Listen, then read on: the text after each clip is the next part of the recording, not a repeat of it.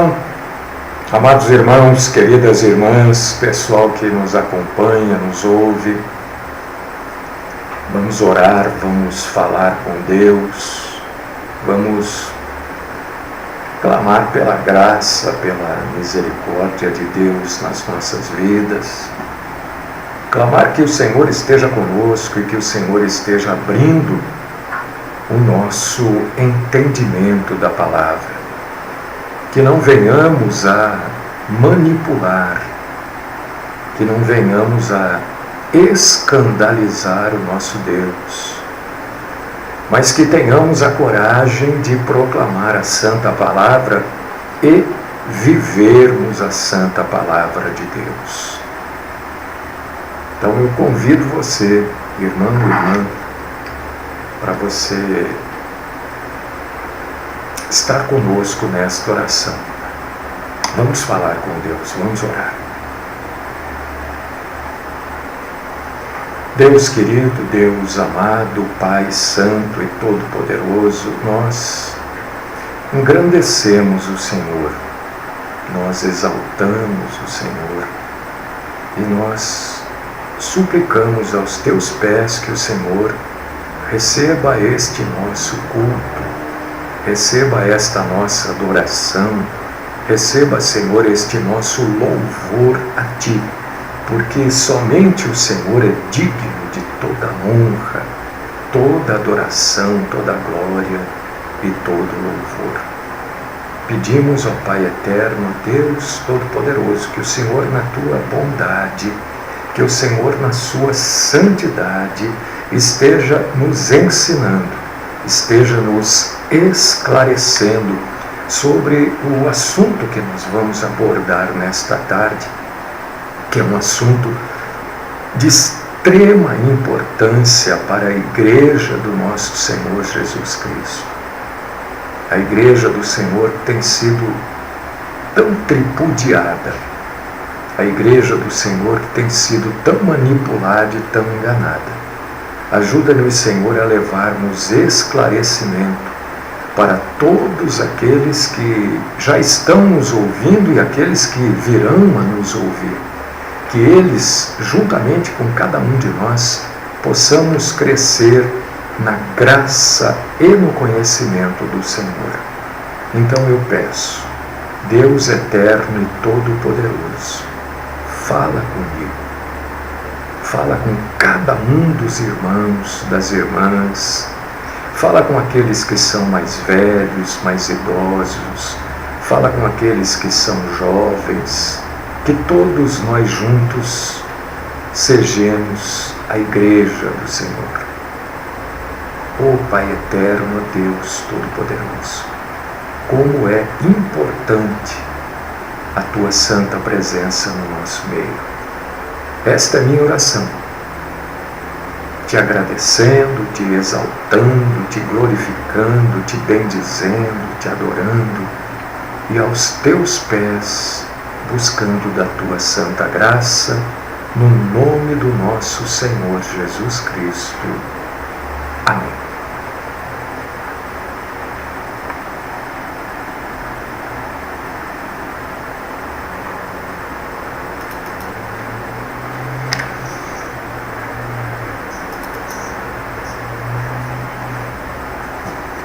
Deixa eu fazer uma correção aqui, que todos nós sejamos, né? Eu usei um tempo do verbo que não existe, mas já está corrigido. Onde você ouviu sejamos, completamente errado, bisonho, ouça sejamos. Errei. Vamos, irmãos e irmãs, abrir a Bíblia. Este assunto, amados, é por demais, eu diria até que é extremamente importante. É um assunto tão pouco falado nos púlpitos. As pessoas querem fazer seminários para falar deste assunto. E é um assunto que precisa ser muito falado, muito comentado, muito discutido, para que mais e mais pessoas tenham conhecimento e, tendo conhecimento, sigam exclusivamente aquilo que a Bíblia fala do assunto. 1 aos Coríntios, capítulo 7, versículos 4 e 5.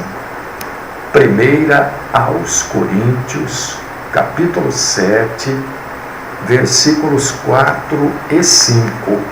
Se você está com a sua Bíblia, abra, leia comigo. Se você não puder ler, ouça. A Bíblia diz que a fé vem de ouvir e ouvir a palavra de Deus. Olha só o que está escrito aqui na primeira carta do apóstolo Paulo aos Coríntios, capítulo 7, versículos 4 e 5. A mulher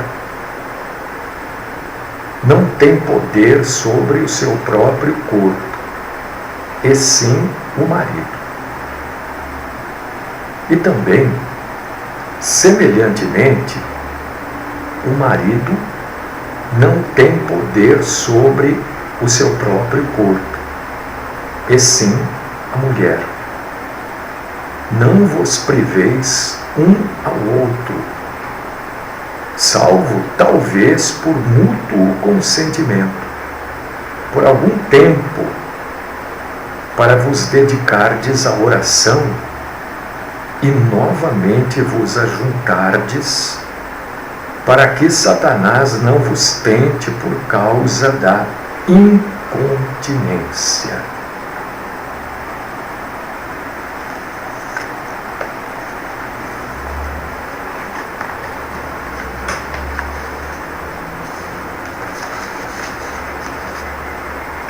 Bom, eu vou falar aqui sobre sexo, relacionamento, casamento. É disso que eu vou falar. E quantos casamentos estão cheios de problemas, se desfazendo, se desmoronando por causa simplesmente desse assunto. E aí aparece um povo aí que diz: não, vem aqui, nós vamos orar, vem aqui, nós vamos tirar a macumba, o olho gordo. E sendo que o problema do casamento é entre o marido e a mulher. Tem nada a ver com macumba, tem nada a ver com olho gordo, tem a ver de uma inexperiência muitas vezes, ou de uma falta de entendimento, ou de uma falta de reconhecer o problema e enfrentar e resolver, né? Então eu vou trazer o que a Bíblia fala a respeito de casamento, de relacionamento íntimo. E você aplique na sua vida. Não é a minha palavra, é a palavra de Deus sobre o assunto. Tem gente que prefere continuar fazendo tudo errado e ficar orando para Deus arrumar as coisas erradas que a pessoa faz. Deus não vai arrumar o que você faz de errado. Se corrija. Então vamos lá, vamos do princípio. Primeiro, Deus criou macho e fêmea. Acabou. Não tem discussão isso mais. Deus não criou um terceiro sexo. Deus não criou o homossexualismo. Deus não criou o lesbianismo, nada disso. Deus criou macho e fêmea. É como está lá no original hebraico, Gênesis 1, 27. Deus não criou dois machos para se envolverem sexualmente. Muito menos Deus criou duas mulheres, duas fêmeas, para que se envolvam sexualmente também. E a gente não pode se esquecer, meu irmão, minha irmã, que o Senhor Deus jamais vai perdoar aqueles que desobedecem este plano divino para a raça humana. Deus não vai perdoar. Não adianta ficar enganando, dizendo, Deus é amor, o mais importante é ser feliz. Não adianta, isso tudo é para justificar o pecado. As pessoas que cometem estes pecados somente serão perdoadas se arrependerem desses pecados hediondos. Pessoas que se relacionam com o mesmo sexo, com crianças, são pecados hediondos. E só não irão para o sofrimento eterno se arrependerem e buscarem o perdão de Deus. Mas tem que se haver um genuíno arrependimento. Senão, não sou eu que estou condenando, eu estou apenas lendo a sentença, estarão condenados eternamente. Deus falou assim, olha, Levítico capítulo 18, versículo 22. Não te deitarás com varão como se fosse mulher. É abominação. Isso não foi abolido. Em lugar nenhum isso está abolido. Em lugar nenhum isso está mudado.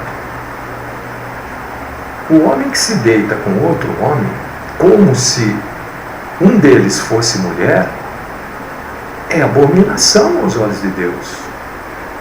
Não estou deitando, não estou dizendo deitar, a pessoa vai dormir, não tem dormir, dorme os dois na mesma cama, mas cada um como homem, não um deles como mulher.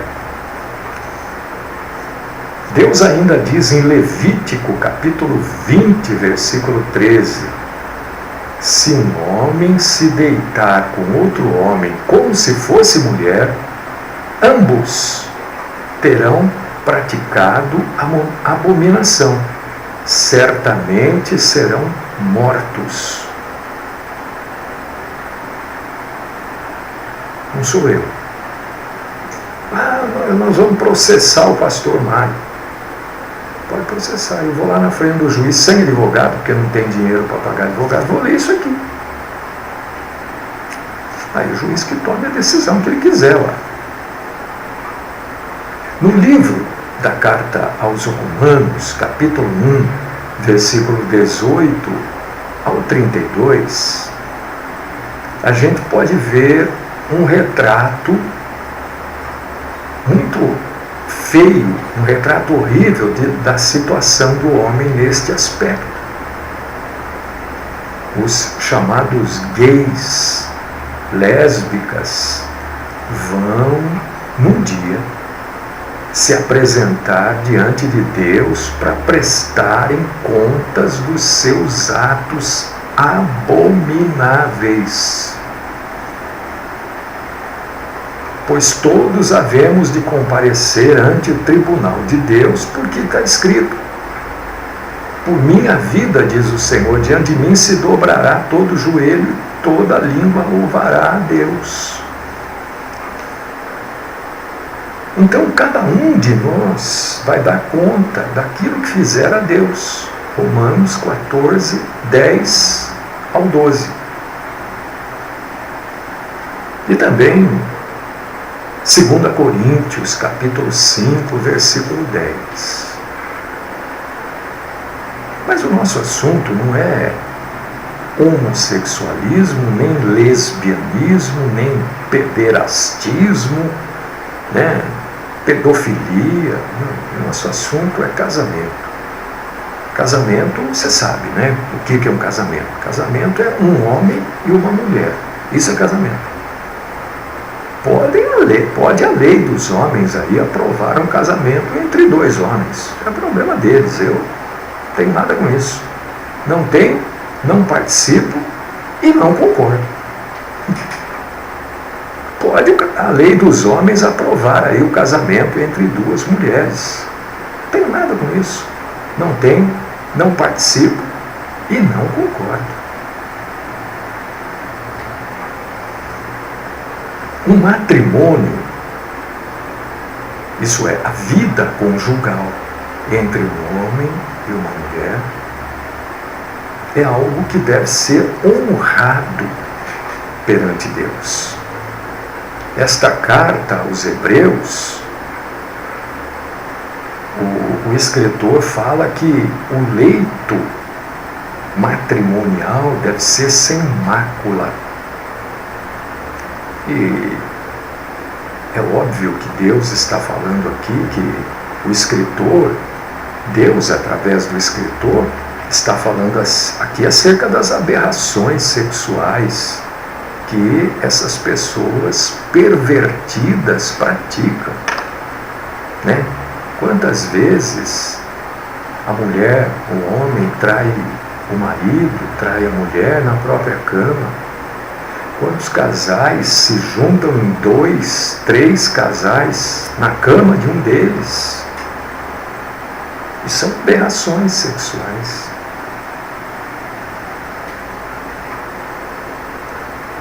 No mundo que não é cristão, o sexo é praticado nas mais diversas modalidades, né? Existem até alguns livros aí famosos que mostram posições sexuais, né?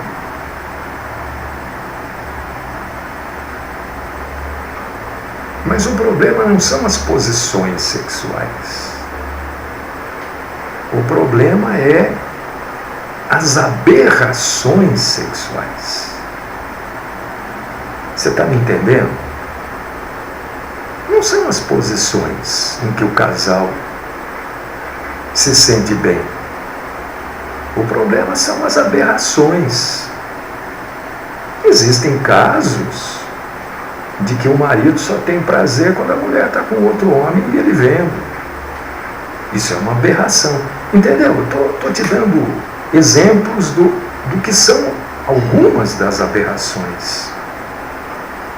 E Paulo deixa isso muito claro, por causa disso que eu estou usando este exemplo, em aos Romanos, capítulo 1, versículos 26 e 27, ele diz assim, olha, porque as mulheres mudaram o uso natural àquilo que é contrário à natureza. Semelhantemente, também os varões, deixando o uso natural da mulher, se inflamaram em sua sensualidade uns para com os outros, varão com varão, cometendo torpeza e recebendo em si mesmos a recompensa devida de seu erro. Romanos capítulo 1, versículos 26 e 27. Quando uma pessoa aceita Jesus na sua vida, por mais que ela tenha tido uma vida completamente fora dos padrões de Deus, ela vai, a partir daquele momento, experimentar na sua vida cristã, no seu novo nascimento, uma nova maneira de viver, né? Porque aquele que está em Cristo, nova criatura é, as coisas velhas já passaram, eis que tudo se fez novo. 2 Coríntios, capítulo 5, versículo 17. Deus promete perdão dos pecados a todos os que, a tempo, claro, se arrependerem desses pecados e abandonarem os seus pecados e confiarem no sacrifício expiatório de Cristo para serem perdoados. 1 Timóteo, capítulo 1, versículos 15 e 16. Mas o nosso assunto é casamento, mas eu não podia deixar de explanar o que é casamento primeiro. Porque nos dias de hoje, junta duas pessoas é casamento. Isso não é casamento. Casamento é um homem e uma mulher formando uma nova família. Qual que é a lei vigente no país para um casal? O casamento aos olhos de Deus, é a conjunção carnal. Quando há o ato sexual, acontece um casamento aos olhos de Deus. Mas e a lei do país? Para garantir o direito aos filhos de terem o nome do pai, enfim, todos os benefícios que a lei dá para a mãe, para o filho, os direitos do pai, as obrigações, enfim. O casal deve ir lá no cartório, fazer os proclamas, né? E acontecer o casamento. De uma maneira geral é assim. Este é o casamento, esta é a lei que rege o casamento aqui no Brasil. E o apóstolo Paulo, ao contrário do que alguns dizem, ele nunca foi contrário ao casamento. Ele diz assim, em 1 Coríntios, capítulo 7, versículo 1. Vamos esclarecer isso também. Bom seria que o homem não tocasse em mulher. Mas eu vou te explicar isso porque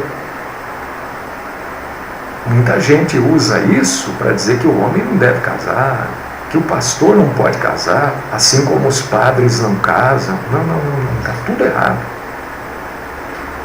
A Bíblia Sagrada não prega o celibato em nenhum lugar, nem no Velho, nem no Novo Testamento.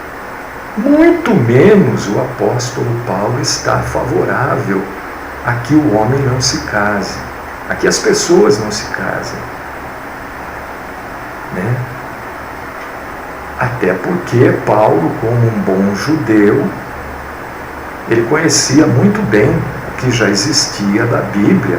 Por exemplo, aquilo que está em Gênesis, capítulo 2, versículo 18, que diz assim: não é bom que o homem esteja só.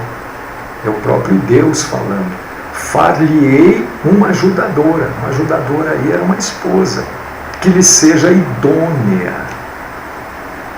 Então Paulo, ele explica por que ele acha, porque ele queria que o homem não tocasse em mulher. Por quê? Porque o homem que tem um chamado para pregar o Evangelho, com uma mulher, uma família, uma mulher, filhos a tiracolo, a coisa fica extremamente mais difícil. E mais difícil ainda na época que ele vivia, que era uma época de difícil vida àqueles casados. O mundo, naquela época, o mundo passava por uma recessão, e a gente vê isso de acordo com os registros bíblicos dos tempos apostólicos. A gente vê isso, toma conhecimento disso lendo a história da época. O mundo passou grande fome. Só você ler lá capítulo 11 de Atos, versículo 28, quando Cláudio foi imperador de Roma. É disso que Paulo está falando.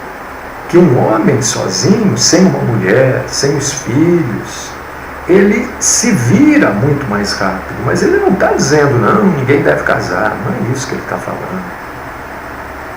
Havia muita fome na época.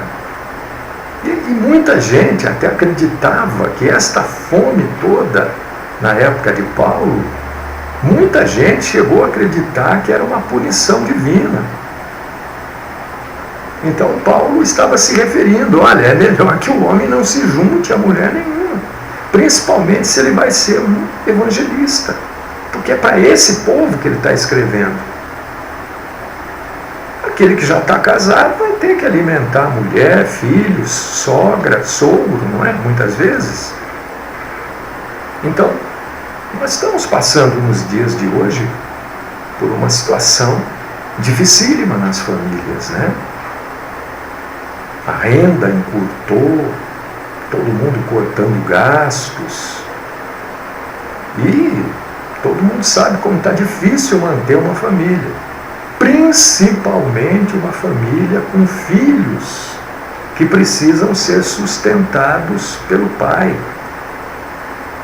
Então, é pensando nisso que Paulo diz, olha, Ele estava querendo ajudar os não casados e evitar que eles sofressem no futuro. Ele não está proibindo ninguém de casar. Não há proibição para que um homem de Deus se case. Há um aconselhamento. Primeiro nós precisávamos entender isso também. Agora vamos entrar no casamento propriamente dito, no relacionamento entre homem e mulher. Vocês não fazem ideia de como os casamentos se acabam rápido.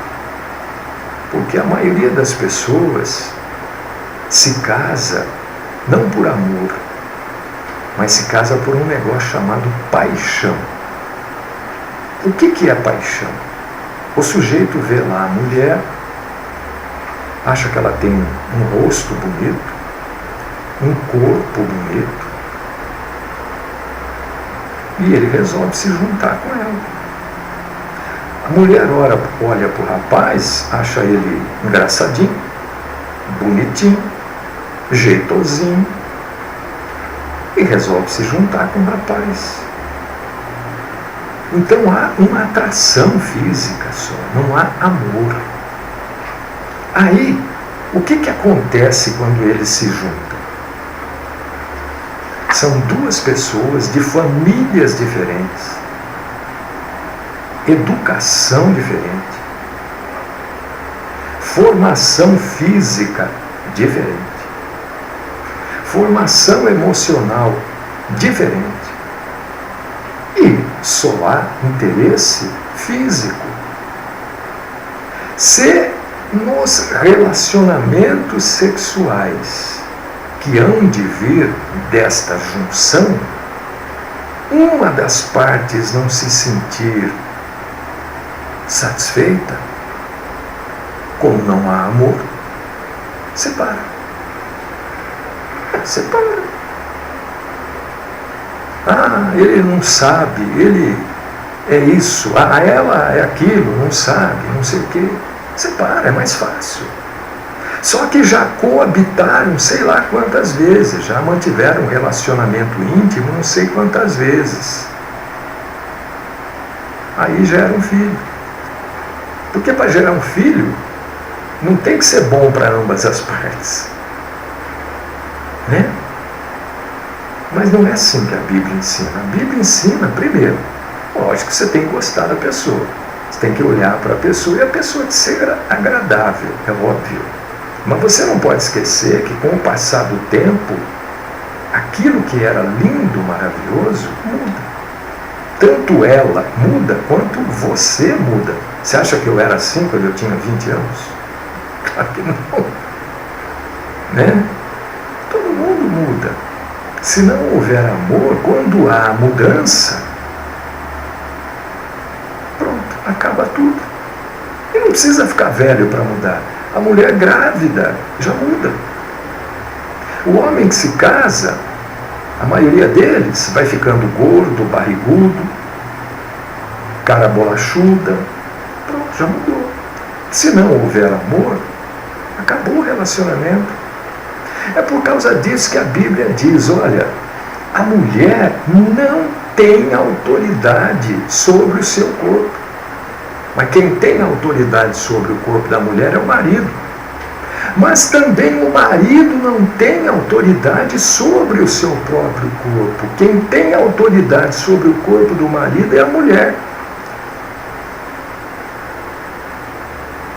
E um não pode recusar o outro, a não ser por um período de oração. Né? O casal está orando por um objetivo, por um motivo. E eles juntos, isso aí é um casal cristão, né? Vão chegar à conclusão que naquele período de 10, 15, 20 dias, sei lá, isso é de cada um. Eles não vão manter um relacionamento sexual. Mas esse período precisa ter fim. Exatamente para que Satanás não vos tente pela vossa incontinência. E isto 1 Coríntios capítulo 7, versículos 4 e 5. Isso acontece normalmente com o homem, porque a excitação masculina é diferente da excitação feminina, completamente diferente. E esta passagem, se levada e obedecida, ela resolve a maioria dos problemas dos casais. A maioria dos problemas se resolve com esta passagem, 1 Coríntios capítulo 7, versículos 4 e 5. Principalmente também desses casais que não são convertidos. Tem muito casal aí que está nos ouvindo que não é convertido, tem muito casal não convertido que vai receber esse vídeo, vai ver esse vídeo pelo YouTube, pelo Facebook. Os seus problemas são resolvidos aqui, 1 Coríntios capítulo 7, versículo 4 e 5. Quem manda no corpo da mulher não é a mulher, é o homem. E quem manda no corpo do homem não é o homem, é a mulher. Se você parar e pensar, é exatamente aquilo que eu falo sempre. Se você se casou para ser feliz, você deu com os burros na água. Você tem que se casar para fazer o outro feliz. E o outro, se casou com você para ser feliz, também deu com os burros na água. Porque o outro também precisa se casar para fazer você feliz. Então um vai fazer o outro feliz. E esta roda, ela vai girar perfeitamente. E o homem, agora eu quero falar com os meus irmãos aqui, né? Irmãos, entendam o seguinte: biologicamente e emocionalmente, a mulher é diferente do homem. Pode ter aí esse movimento abobalhado, tolo, de feminismo, direitos iguais, as mulheres são iguais. Não, não são iguais. Fisicamente, qualquer Zé Mané da vida sabe que uma mulher é diferente do homem. Fisicamente, emocionalmente também. E isto gera para a mulher, mulheres, não queiram ser iguais aos homens. Para com esse negócio. Mulheres, vocês têm problemas físicos e emocionais que os homens não têm. Vocês não têm como ser igual ao homem.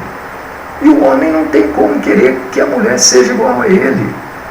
O corpo da mulher é diferente do corpo do homem.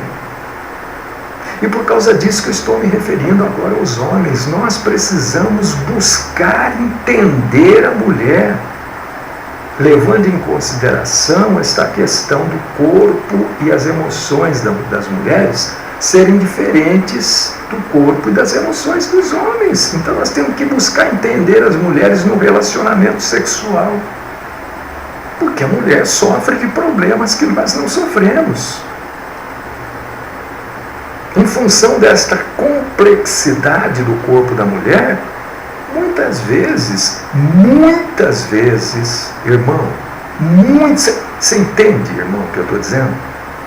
Muitas vezes a mulher não vai encontrar ânimo para ter um relacionamento sexual. Isso faz parte da mulher. Deus criou a mulher assim. Quer dizer, a mulher se transformou assim em função do pecado, né? Nós precisamos entender isso. E não só entender, mas ser solidário com ela nesse aspecto. O marido nunca pode forçar a mulher a nada. A nada. Porque a gente deve compreender que aquilo que ela está fazendo não é uma pirraça. É do corpo dela mesmo. A Bíblia diz que nós precisamos viver com a nossa esposa com entendimento, pois ela é fraca em muitos pontos. A mulher é forte em outros tantos pontos, mas em alguns ela é fraca. Abre aí 1 Pedro, capítulo 3, versículo 7. 1 Pedro, capítulo 3, versículo 7. Igualmente, vós, maridos, vivei com elas com entendimento, dando honra à mulher. Aqui honra é dignidade, é respeito. A mulher como vaso mais frágil, como sendo elas herdeiras convosco da graça da vida, para que não sejam impedidas as vossas orações. 1 Pedro, capítulo 3, versículo 7. E quando surgem as dificuldades sexuais? Porque todo casamento surge, mais cedo ou mais tarde, algumas vezes ou muitas vezes. Vai declarar guerra um contra o outro? Não. Não, irmão. Não, irmã. Paulo diz que o casal deve entrar em acordo e abster-se do sexo, mas tem que abrir o jogo, irmã. Chega e fala para o maridão: olha, não estou bem, é isso, é aquilo outro. Me ajuda. Dá um tempinho, uma semana, 10 dias, depois a gente volta a conversar, até que o problema desapareça. E aí vocês se juntam de novo, juntar de novo aqui, volta a ter o sexo naturalmente, para não cair na armadilha que Satanás arma, que está lá em 1 Coríntios 7:5. Muitos atritos sexuais seriam facilmente resolvidos se houvesse a conversa. Conversar, as pessoas parecem ter medo de falar. A maioria dos casamentos acabam por falta de compreensão de uma parte para com a outra. E o sexo, não adianta. O sexo eu diria que é 50% do casamento. Enquanto ativo, claro. Né? Não estou falando de um casal que um já tem 90, outro tem 92. Aí, obviamente que não. Mas estou falando de pessoas ativas sexualmente. Né? Então, se há a necessidade da abstinência sexual por causa de algum problema, seja físico, seja emocional, até financeiro, o problema financeiro balança a estrutura do casamento, impede um envolvimento satisfatório. Nada melhor do que conversar. Vem cá, o marido, vem cá, mulher, olha, a situação está assim, eu estou preocupado, eu estou procurando emprego e está difícil, e eu estou meio sem ânimo, eu quero que você me ajude. Olha, não é ajudar o ano inteiro, nem ajudar por 6 meses, mas é por alguns dias, algumas semanas, quem sabe. Orem a Deus, busquem a vontade de Deus naquela situação, a graça de Deus naquela situação. Eu tenho certeza, irmão, tenho convicção que as coisas vão entrar no eixo. O que não pode acontecer, agora eu quero me dirigir a você, minha irmã, minha querida irmã. O que não pode, irmã, é você cair no erro de apresentar problemas ao seu esposo quando você não tem o problema. Apenas um mero pretexto para não servir o seu esposo. Porque além de estar pecando contra o marido, você também está pecando contra Deus. E eu sei de mulheres que fazem isso. Elas não estão com vontade, dói a cabeça, dói o pé, dói o ombro, dói a unha, dói a orelha, dói o nariz, dói o cabelo. Aí, além de pecar, porque é uma mentira, estão pecando contra o marido e contra Deus. Abre o jogo para o cidadão. Ô Joaquim, estou com a cabeça, me ajuda. Você vai ver que as coisas vão se resolver facilmente. Não minta, não fique, estou com dor de cabeça. Não está com dor de cabeça, não diga que está. Abre o jogo. Pode ser que a primeira vez ele fale, mas o que está acontecendo com essa mulher?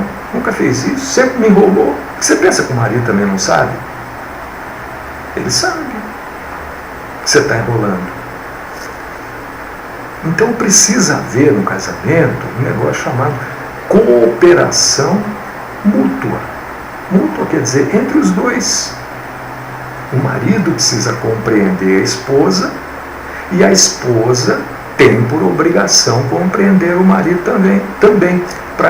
Tem que haver uma reciprocidade. Tem um conselho muito legal na Bíblia aqui, Efésios capítulo 5, versículo 22. Efésios 5, 22. Vós, mulheres, submetei-vos a vossos maridos como ao Senhor. Mas também tem um outro conselho muito bom aqui na Bíblia, em Efésios 5, 25. Vós, maridos, amai as vossas esposas como também Cristo amou a igreja e a si mesmo se entregou por ela. Você vê que Efésios 5, 22 e 5, 25 resume tudo que eu falei até agora. Tudo que eu falei até agora está aqui, ó. Efésios 5, 22 e Efésios 5, 25. A mulher tem que se submeter ao marido do mesmo jeito que ela se submete a Deus. E o marido tem que amar a esposa do jeito que Cristo ama a igreja, ao ponto de se entregar pela igreja. Se esta ordem de Efésios 5, 22 e 5, 25 for levada à risca, o casamento pode ser um sucesso. Não há necessidade de, como já me disseram algumas irmãs, meu casamento só está em pé porque eu vivo de joelho. Precisa ver se você vive de joelho, mas às vezes não é o joelho que é a posição que a irmã precisa estar, né? Entendeu? Né? Tem outras coisas no casamento. Você não pode trocar a vida conjugal pela oração. Porque o relacionamento com seu marido é com você que ele quer. Então, espero que você, minha irmã, e você, meu irmão, tenham entendido esta mensagem desta tarde. Espero não ter sido leviano ao falar de um assunto tão sério. Não é fácil, ninguém está dizendo que é fácil. Hoje vai mudar tudo. Não, hoje precisa começar a mudar. E não fique esperando o outro mudar, não. Muda você. Porque um fica esperando o outro mudar, o outro espera um espera o outro e ninguém muda.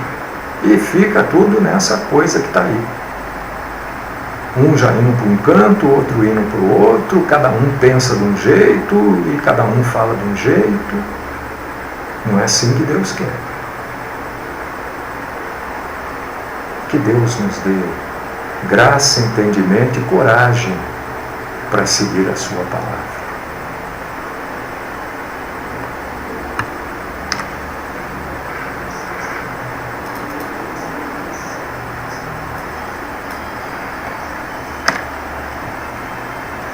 Querido Deus, poderoso Pai, nós te agradecemos, Senhor, porque juntos nesta tarde nós pudemos crescer um pouco mais na graça, no conhecimento do Senhor. Nós pudemos nesta tarde aprender um pouco mais sobre a nossa vida em comum, sobre a vida simples no lar, né? O Senhor continua falando conosco, continua nos ensinando. Nós temos tantas coisas a aprender que quanto mais nós aprendemos, mais nós tomamos consciência que sabíamos tão pouco. Continua, Deus Todo-Poderoso, nos ensinando derramando sobre nós a tua graça santa e poderosa, nos livrando, Senhor, de toda forma do mal, e fica conosco. Esta, Senhor, é a minha oração, no nome do nosso Senhor e Salvador, Jesus Cristo. Amém.